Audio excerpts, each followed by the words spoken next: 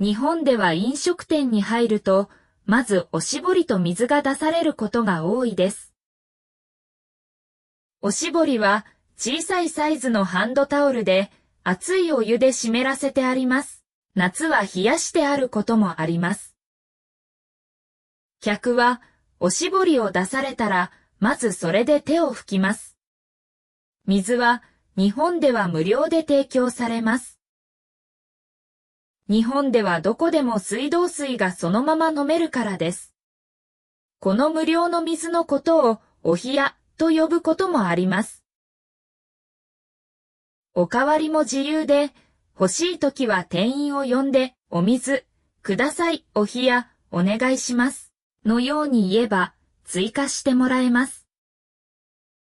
居酒屋の場合は、飲み物を注文することが想定されているので、水は最初は提供されませんが、頼めば無料でもらえます。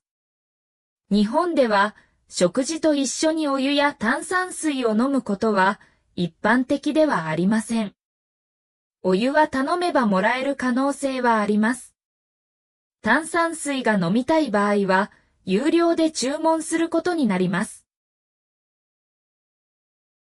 日本では飲食店に入ると、まずおしぼりと水が出されることが多いです。おしぼりは小さいサイズのハンドタオルで、熱いお湯で湿らせてあります。夏は冷やしてあることもあります。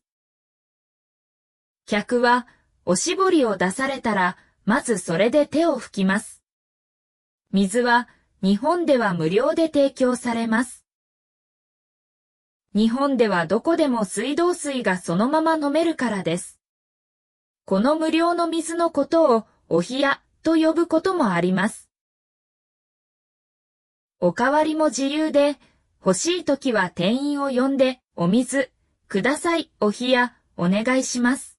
のように言えば、追加してもらえます。居酒屋の場合は、飲み物を注文することが想定されているので、水は最初は提供されませんが、頼めば無料でもらえます。日本では、食事と一緒にお湯や炭酸水を飲むことは、一般的ではありません。お湯は頼めばもらえる可能性はあります。炭酸水が飲みたい場合は、有料で注文することになります。